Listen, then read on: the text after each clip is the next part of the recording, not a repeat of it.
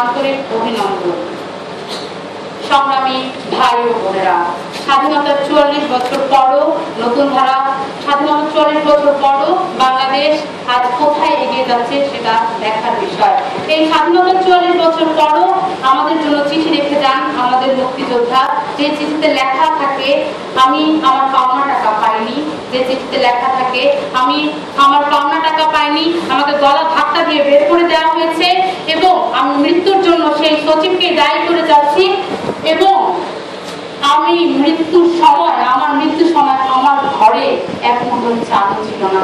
এই হৃদয় বিদারক চিঠিটি রেখে গিয়েছেন আমাদের মুক্তিযোদ্ধা। আপনারা জানেন খুব সত্য ঘটনা, তিনি আত্মহত্যা করেছেন। তার পাওনা টাকা মুক্তিযোদ্ধা মন্ত্রণালয়ের যে সচিব তিনি দেননি এবং সেই টাকা না থাকার কারণে এবং তার ঘরে খাবার ছিল না, সেই দুঃখ নিয়ে সেই কষ্ট নিয়ে তিনি আত্মহত্যা করেছেন।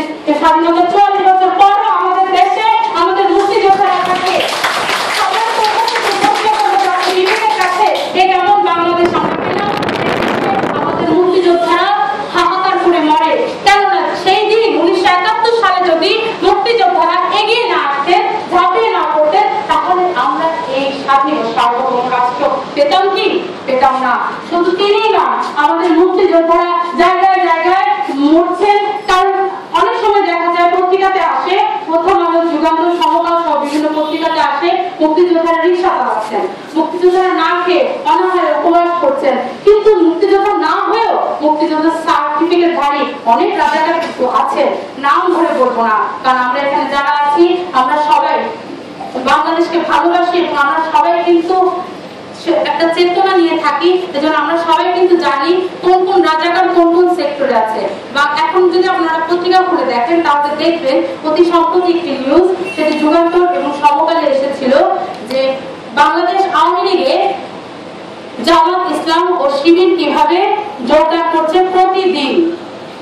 জাতীয় বিবেকের কাছে প্রশ্ন, মাননীয় প্রধানমন্ত্রী শেখ হাসিনা, আপনি তো স্বাধীনতা সপক্ষের গুণগান গান, তাহলে কিভাবে স্বাধীনতা বিরোধী একটি দল জামাত এবং শিবির আপনার দলে প্রবেশ করে? কিভাবে সেটা সম্ভব?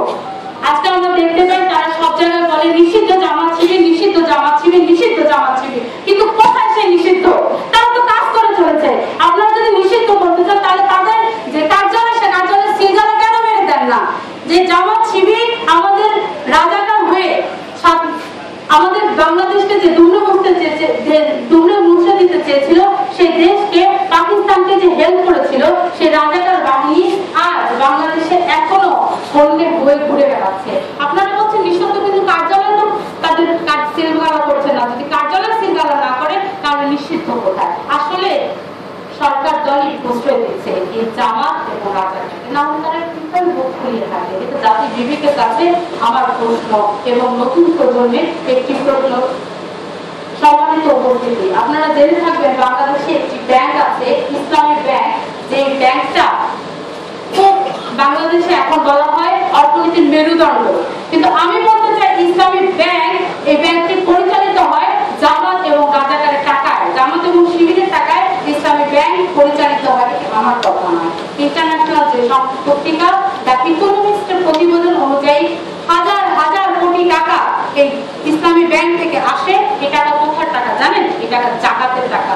আপনার টাকা, আমার টাকা, জনসাধারণের টাকা দিয়ে তারা জাকাত ফান্ড খুলে, যেটা মানুষের শুধু মানুষকে দেখানোর জন্য, দেখেন দেখেন আমরা জাকাত ফান্ড খুলেছি, মানুষকে হেল্প করছি, কিন্তু আসলে সেই টাকা দিয়ে কিন্তু এই জামাত শিবির এবং রাজাকারদেরকে তারা পেট্রোনাইজ করছে, প্রতিনিয়ত পেট্রোনাইজ করছে। আমরা কিন্তু দেখি, আমরা কিন্তু জানি, আমরা কিন্তু বলছি, আমরা যারা স্বাধীনতার সপক্ষের মানুষ, আমরা যারা স্বাধীন চেতা, আমরা যারা দেশকে সত্যিকার অর্থে ভালোবাসি, তারা কিন্তু আমরা বলছি, কিন্তু শুনতে পাচ্ছে না একটা শ্রেণীকে, যারা শুনেও শুনতে চাচ্ছে না, যারা কানে তালা দিয়ে বসে আছে। সম্মানিত উপস্থিতি, গত সোমবার আমরা প্রেস ক্লাবের সামনে সকাল 10টায় একটি মানববন্ধন করেছিলাম এবং সেটা ছিল আমাদের নতুন ধারা বাংলাদেশের সহযোগী সংগঠন শিক্ষাধারার ব্যানারে।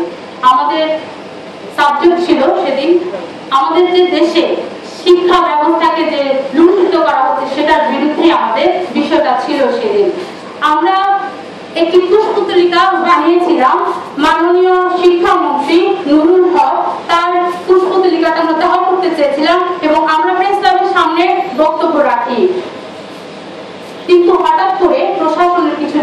বলে আপনারা কুশপুতলিকাটা দাহ করতে পারবেন না, কারণ কোনো মন্ত্রী কুশপুতলিকা এদেশে দাহ করা সম্ভব না।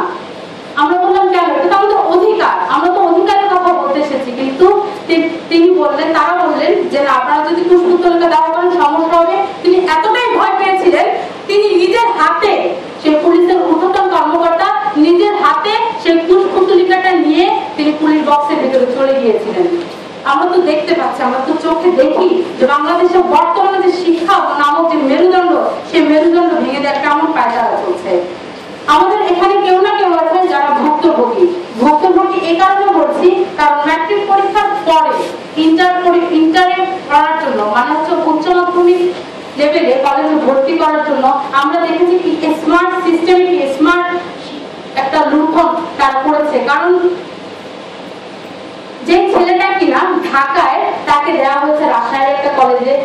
এমন আছে যে মেয়েটা ঢাকায় পড়ালেখা করছে, তার বাবা মা সবাই ঢাকায়, তাকে দেওয়া হয়েছে শুধু নারায়ণগঞ্জ, নোয়াখালী এই সমস্ত কলেজে দেওয়া হয়েছে। যখন তারা প্রশাসনের সাথে আলাপ করলো, তখন বলে দেখেন যেরকম কলেজ দেওয়া আছে সেখানে পড়তে হবে, আমি এর বিরুদ্ধে আমরা কিছুই করতে পারবো না।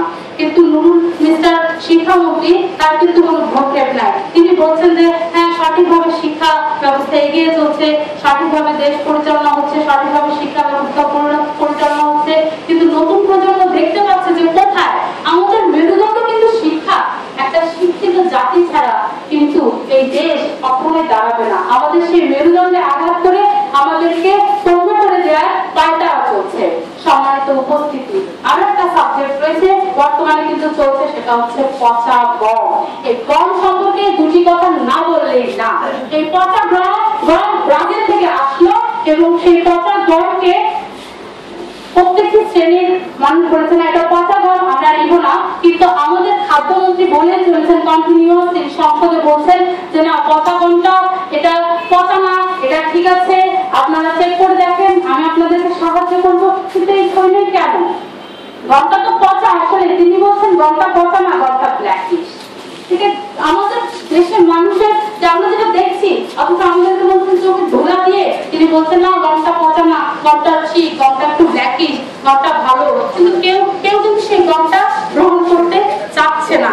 আসলে এই কথাটা বলতে চাই যে আমাদের দেশ এই স্বাধীনতার 44 বছর পরও কি অবস্থায় আছে, কিভাবে এগিয়ে চলছে, সেটা তো আমরা দেখতে পাচ্ছি। আপনারা যারা চিটাগাং থেকে এসেছেন তাদের উদ্দেশ্যে বলবো, ঢাকা এবং চট্টগ্রাম সড়কে কিন্তু বড় বড় খাদের সৃষ্টি হয়েছে এবং সেই খাদ কিন্তু সংস্কার করার কোনো লোক নেই। এই যে বৃষ্টি হলো গত 2 দিন টানা, সেই বৃষ্টিতে সেই খাদগুলো ডুবে গেছে এবং খাদগুলো আরো ভেঙে যাচ্ছে। মানুষের দুর্ভোগের শেষ নেই। এই ঢাকা চিটাগাং যে রোডটা মহাসড়ক, সে মানুষ আসতে এবং যেতে পারছে না। শুধু সেই সড়কটি নয়, বাংলাদেশে বিশেষ করে ঢাকা মহানগরীর বিভিন্ন জায়গায় সড়কগুলো কিন্তু ভাঙা, একটু বৃষ্টি হলে এই সড়কগুলা বন্ধ হয়ে যায়। আজকে বিভিন্ন জায়গা থেকে আমাদের নেতা কর্মীরা আসতে পারেননি, তারা আসতে চেয়েছিলেন, আসতে পারেনি। তার একটি কারণ, এই যে বৃষ্টির কারণে ঢাকা এবং বিভিন্ন জায়গায় এমন ভাবে পানি উঠেছে, 3 ফুট 4 ফুট পর্যন্ত পানি উঠেছে, তারা ঘর থেকে বেরোতে পারেনি। এই কেমন বাংলাদেশ? এই কি ধরনের বাংলাদেশ যে ডিজিটাল বলে যে হ্যাঁ দেশ উন্নয়নের জোয়ারে এগিয়ে যাচ্ছে, দেশ ডিজিটাল দেশ, ডিজিটাল বাংলাদেশ। আমি প্রশ্ন রাখবো, কেমন ডিজিটাল বাংলাদেশ? যে ডিজিটাল বাংলাদেশে পচা গম আসে, যে ডিজিটাল বাংলাদেশে শিক্ষা উন্নয়নের মেরুদণ্ড ভেঙে যায়, কেমন ডিজিটাল বাংলাদেশ? যে দেশ বন্যার পানিতে ডুবে যায়, কথায় কথায় একটু বৃষ্টি হলে ডুবে যায়। সম্মানিত উপস্থিতি, আপনারা তো ভাবতে পারেন যে নতুন ধারা বাংলাদেশকে তাহলে আওয়ামী লীগের বিরোধিতা করছে, আওয়ামী লীগের দালাল। আসলে না, আমরা প্রথমেই বলেছি নতুন ধারা বাংলাদেশ স্বাধীনতার সপক্ষে। সে বিএনপি এবং জামাত শিবিরকে আমরা বয়কট করি আমাদের প্রথম বক্তব্যে, প্রথম চেতনাতে। কেননা আমরা 52 যে চেতনা, সেই চেতনাকে আমরা ধারণ করি। 1971 যে মুক্তিযুদ্ধ, সে মুক্তিযুদ্ধকে আমরা লালন করি এবং 69 যে গণঅভ্যুত্থান, সে গণঅভ্যুত্থানকে আমরা বিশ্বাস করে আমরা এগিয়ে যাচ্ছি। এবং আরো একটি কথা না বললেই নয়, সর্বকালের সর্বশ্রেষ্ঠ বাঙালি বঙ্গবন্ধু শেখ মুজিবুর রহমান এবং জিয়াউর রহমান, হোসেন শহীদ সোহরাওয়ার্দী, মাওলানা আব্দুল হামিদ খান ভাসানী, এ.কে ফজলুল হক সহ সকল জাতীয় নেতার যে চেতনা ছিল, সেই চেতনায় কিন্তু আমরা মানুষ এবং লালন করি। বাংলাদেশের প্রতিটি জাতীয় পর্যায়ের নেতাই কিন্তু একটি সত্যিকারের সুন্দর সোনার বাংলাদেশ গড়তে চেয়েছিল এবং সেই ধারাবাহিকতাই আমরা কিন্তু হাঁটছি। কারোর সাথে আমাদের কোনো বিরোধ নেই, কারোর সাথে আমাদের কোনো বিরোধ নেই। তবে হ্যাঁ, যদি আমরা চলতি পথে দেখি কেউ অন্যায় করছে, তাহলে সেই অন্যায়ের প্রতিবাদ আমরা জানাবই। কারণ আমরা নতুন ধারা বাংলাদেশ, আমরা নতুন প্রজন্ম, আমরা সাদাকে সাদা এবং কালোকে কালোই বলতে শিখেছি। আমরা সাদাকে সাদা এবং কালোকে কালোই বলবো। যে দুর্নীতি হচ্ছে বাংলাদেশের প্রতিটি আনাচে কানাচে, সে দুর্নীতির আমরা বিরোধিতা করবই। নতুবা বলা হবে যে আমরা সঠিকভাবে সত্যিকার সুন্দর বাংলাদেশ নির্মাণের জন্য কাজ করছি না। আজকে যারা উপস্থিত রয়েছেন সবার প্রতি আমার একটি আহ্বান থাকবে, চলুন এই দেশটা, এই যে 1,47,000 বর্গমাইলের যে দেশটা, এই দেশটা আমাদের, এই দেশটা কোনো দলের না, এই দেশটা আমাদের। আমরা এই দেশটাকে স্বাধীন করেছি। আসুন না আমরা সবকিছু ভুলে গিয়ে, সবকিছু ঊর্ধ্বে চলে গিয়ে, দল মত নির্বিশেষে, ধর্ম নির্বিশেষে, বর্ণ নির্বিশেষে আমরা একসাথে কাজ করি। এই দেশটাকে তো গড়তে হবে। এই দেশটাকে যদি আমরা না করতে পারি, তাহলে এই যে এখন বর্তমান যে পরিস্থিতি, নতুন প্রজন্ম তারা কিন্তু পাশ্চাত্য দেশ মানে অস্ট্রেলিয়া, লন্ডন, আমেরিকা, কানাডাতে কিন্তু চলে যাচ্ছে এবং উচ্চশিক্ষা নামে গেলেও তারা কিন্তু আর ফিরে আসছে না। আমাদের দেশটা কিন্তু মেধাশূন্য হয়ে যাবে যদি একটা সত্যিকারের সুন্দর বাংলাদেশ নির্মাণ করা সম্ভব না হয়। সম্মানিত উপস্থিতি, আমরা কি দেখছি? আমরা দেখছি যে আনাচে কানাচে প্রতিটি জায়গায় আমাদের নারীরা লাঞ্ছিত, আমাদের নারীরা নিপীড়িত। তা না হলে যে পহেলা বৈশাখ, যে 14 এপ্রিল পহেলা বৈশাখ আমাদের বাংলাদেশের সংস্কৃতিকে আমরা ধারণ করি, সেই সংস্কৃতির দিন, সেই সুন্দর মহান দিনে কেন নারী লাঞ্ছিত হবে? তার টিএসসির মতো একটি জায়গায়, ঢাকা বিশ্ববিদ্যালয়ের মতো একটি জায়গায় কোন নারীকে লাঞ্ছন করা হয়েছে, কিন্তু কাউকে ধরা হয়নি। এতটা মাস চলে গেল, কাউকে পুলিশ চোখে দেখলো না, কাউকে ধরার কোনো নির্দেশনা দেওয়া হলো না। কেন? কারণ সেই অপকর্মকারীরা ছিল ছাত্রলীগের কেউ না কেউ। এই কারণে তাকে তারা ধরা পড়েনি। শুধু তাই নয়, একের পর এক বিভিন্ন জায়গায় নারীরা লাঞ্ছিত হয়েছে। নতুন ধারা বাংলাদেশ প্রেস ক্লাবের সামনে মানববন্ধন করেছিল যে কোনো ধর্ষককে 3 মাসের মাথায় ফাঁসি দিতে হবে। কিন্তু সেই কোনোরকম কোনো কার্যকর, কোনোরকম কোনো পদক্ষেপ কিন্তু নেওয়া হয়নি। ফাঁসি কি দিবে? তাকে তো ধরাই হয়নি। সেজন্য বলবো যে এই যে বাংলাদেশ, সবাই কিন্তু বড় বড় কথা বলে। আপনারা যদি আওয়ামী লীগের ইয়েতে যান তাহলে দেখবেন, বিএনপি যেতে যান দেখবেন, কেউ কিন্তু দেশের কথা বলছে না। আওয়ামী লীগ সরকার তারা কি করছে? বিএনপির বিরোধিতা করছে, বিএনপি আওয়ামী লীগের বিরোধিতা করছে। নতুন ধারা বাংলাদেশ সে বিরোধিতার জায়গা থেকে বের হয়ে আসতে চায়।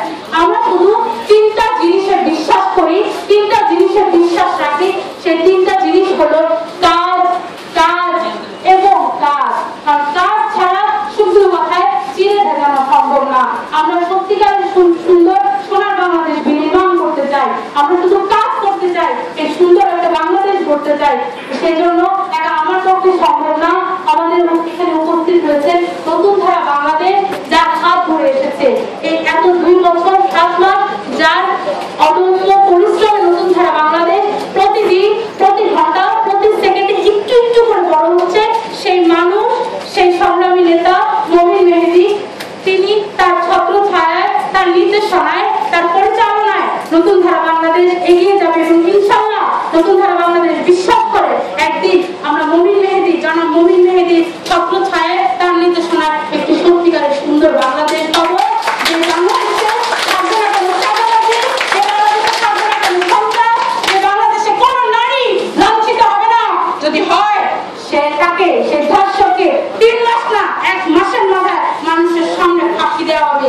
এমন একটি বাংলাদেশ আমরা নির্মাণ করব যে বাংলাদেশে কোনো মানুষ থাকবে না, যে বাংলাদেশে পেট্রোল বোমা দিয়ে মানুষকে জ্বালিয়ে দেওয়া হবে না, যে বাংলাদেশে কোনো পচা গম আসবে না, যে বাংলাদেশে প্রতিটা শিশু সঠিকভাবে শিক্ষায় শিক্ষিত হবে, যে বাংলাদেশের প্রতিটা মানুষ সুন্দরভাবে খাবে, সুন্দরভাবে থাকবে, সুন্দরভাবে বাঁচবে। কারণ নতুন ধারা বাংলাদেশ বিশ্বাস করে কেউ খাবে, কেউ খাবে না, তা হবে না, তা হবে না। এবং আমরা এই কাজ বিশ্বাস নয়, এটি আমরা কাজের মাধ্যমে প্রকাশ করতে চাই এবং আমরা কাজ করতে চাই। আমরা সবাই ইনশাআল্লাহ এগিয়ে চলবো, তাকে কাজ মিলিয়ে, তাকে ভাব থেকে এই প্রত্যাশা রাখছি। এই প্রত্যাশা রেখে আমরা বক্তব্য শেষ করছি।